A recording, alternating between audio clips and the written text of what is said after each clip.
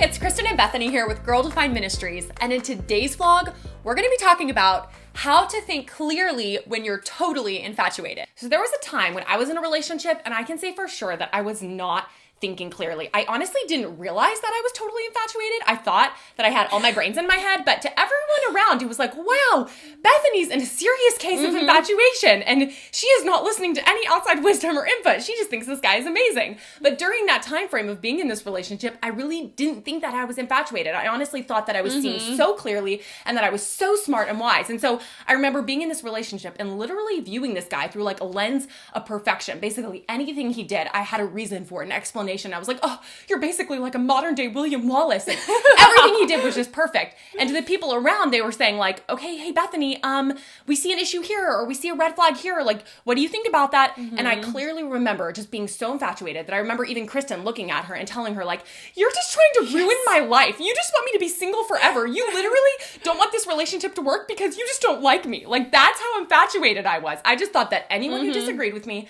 anyone who offered me outside wisdom was just trying to ruin my life. And so looking back, I can now clearly see that I was just so infatuated, so all about my feelings, head over heels for this guy. And it really did take me about 2 solid years to kind of come out of that and actually think with a normal brain and see clearly and finally look around at my family and say, hey, actually, I think what y'all were saying was true, and now I can see it, and I think I need to end this relationship because I don't think we're the best match after all. And my family's looking around going, well, we kind of were saying the same thing the whole time. So because I experienced such a hard case of infatuation, I figured, there's probably some of you out there who have either experienced infatuation or are going to in the future, and we want to equip you to deal with it. So I have totally been infatuated as well. I can absolutely relate. And even though at that time I was trying to give you wisdom, I've had plenty of my own cases of infatuation where you were trying to give me wisdom. And that's how infatuation works, right? You're blind and you can't see and you can't hear wisdom. And we're guessing, like Bethany said, that many of you watching this right now are thinking, there was a time in my life where there was this guy, I was totally infatuated. I didn't want to hear what anybody else had to say,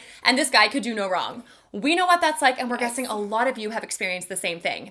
But what exactly is infatuation? If we had to break it down and define infatuation, what exactly is it? We love this description from Gary Thomas. We just love the way he puts it. He says, the way many researchers describe this brain state, infatuation, overall, is an idealization of the one you love, or the one you're crushing on. You focus on the strengths, many of which might be imaginary, and are blind to the weaknesses, many of which are readily apparent to outside observers. You idealize this person to make them the kind of person you want them to be. It should be clear that when you're in this state, you're in no position to make an objective choice if you rely on your feelings. Oh, that's so true. So what happens when we're in that state, we tend to look at this person and idealize them. We look at them and think they can do no wrong. They're perfect. And other people are like, hey, what about this red flag? What about that issue? But we're blind to it because we're infatuated. And so Gary Thomas and what we are saying as well is that infatuation blinds you. And so it's so important for us when we're in that state of infatuation to not rely on our feelings for guidance or wisdom, but to welcome outside wisdom. So we're going to give you 4 practical tips to help you deal with your infatuation. Tip number 1 is welcome outside wisdom and input. Just like I was rejecting it at that time. I was like, no, you're just trying to ruin my life. So many of us do that when we're infatuated or when we want something so bad. We don't want to hear anything that doesn't agree with what we're thinking or feeling. But we need to do the opposite. When we are considering a guy, are in a relationship, we should welcome outside wisdom. We should actually ask people, say, hey, can you give me input? Can you give me wisdom? Because I'm not going to see clearly and I need someone from the outside to give me good advice. That's the smart thing to do. So if you want to make wise decisions, smart decisions, welcome outside wisdom. And number 2, make a list of personal boundaries.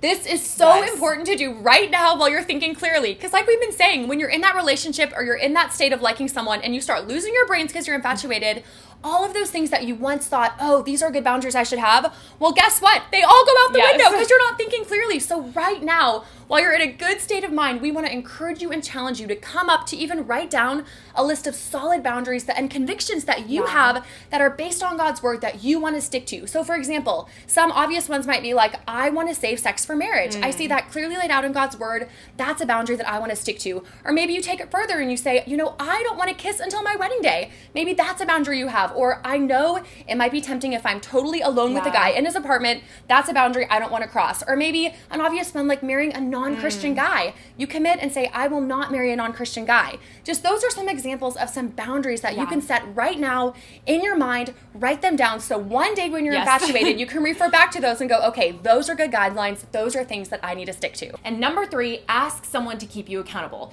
This is the best one, because if you're just by yourself, even if you have that list of boundaries, like Kristen said, in the moment you might think, oh, well, I mean, who's gonna know? I love him so much. I mean, it's not that big a deal. It's not justified in your mind. But imagine if you have this wise older woman who you meet with every Monday morning, and she's gonna sit across from you and say, hey, Kristen, what about this? What about this? These are your boundaries. How's it going with this guy? You're gonna be much more motivated to stay accountable and stick to your boundaries and commitments if you know there's a wise older person asking you and helping you and giving you wisdom. So it's basically like asking someone to be your brain for you.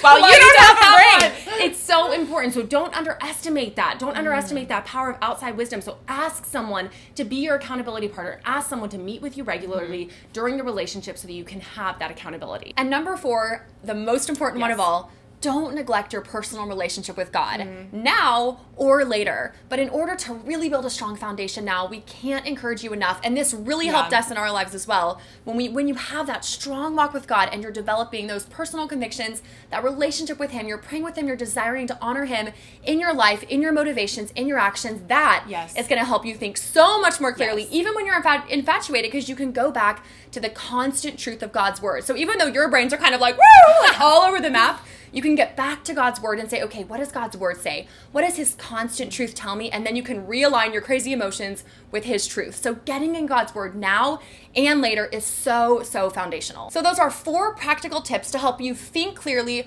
when you're infatuated. These tips are really just to help you set yourself up for success. So down the road, when you're not thinking clearly, these tips will help you just think a little bit more clearly and help you surround yourself with wisdom, with God's truth, so that you can make wise decisions, even in the midst of total infatuation. Thanks so much for watching this video. If you liked it, give it a thumbs up. And if you want to see more from us, we post new videos every Wednesday, so you can subscribe to our channel below. I always do that. I go, I know. Much better!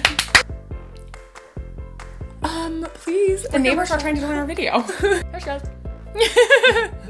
You kind of messed everything up. I was losing my tongue, so I had to stop quickly. It's like, yes, Sarge. I'm sure you can understand that. I can't. Okay. What to think? No.